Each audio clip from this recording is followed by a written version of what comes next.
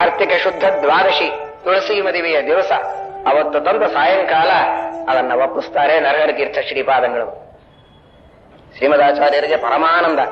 ಹನುಮಂತ ದೇವರಾದಾಗ ನಾನು ಮುಟ್ಟಿ ಪೂಜಿಸಿದ ಪ್ರತಿಮೆ, ಭೀಮಸೇನ ದೇವರಾದಾಗ ನಾನು ಮುಟ್ಟಿ ಪೂಜಿಸಿದ ಪ್ರತಿಮೆ, ನನ್ನ ಸ್ವಾಮಿ ರಾಮಚಂದ್ರ ದೇವರು ತನ್ನ ಕೈಯಿಂದ ಮುಟ್ಟಿದಂತಹ ಪ್ರತಿಮೆ ಇವತ್ತು ತೆಗೆದುಕೊಂಡು ಬಂದಿದ್ದಾರೆ.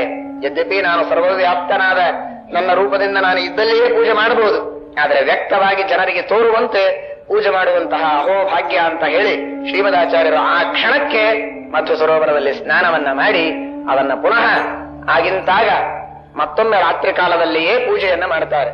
ಆ ರಾಮದೇವರನ್ನ, ಸೀತಾದೇವಿಯನ್ನ, ದಿಗ್ವಿಜಯ ರಾಮದೇವರನ್ನ, ವ್ಯಾಸಮುಷ್ಟಿಗಳನ್ನ ಒಂದು ಸಲ ಭುಜಂಗಿಸಿ ಆದ ಮೇಲೆ, ಊಟ ಆದ ಮೇಲೆ ಮತ್ತೆ ಬಿಚ್ಚಿ ಪೂಜೆಯನ್ನ ಮಾಡುವ ಪದ್ಧತಿ ಇಲ್ಲದೇ ಇದ್ದರೂ ಕೂಡ ರಾಮದೇವರು ಬಂದದ್ದೇ ಮುಹೂರ್ತ ಅಂತ ಹೇಳಿ ಆ ಕ್ಷಣಕ್ಕೆ ಅದನ್ನ ಪೂಜೆಯನ್ನ ಮಾಡ್ತಾರೆ. ಇವತ್ತಿಗೂ ಶ್ರೀಮಠದಲ್ಲಿ ಆ ಕಾರ್ತಿಕ ಶುದ್ಧ ದ್ವಾದಶಿ ಮಾತ್ರ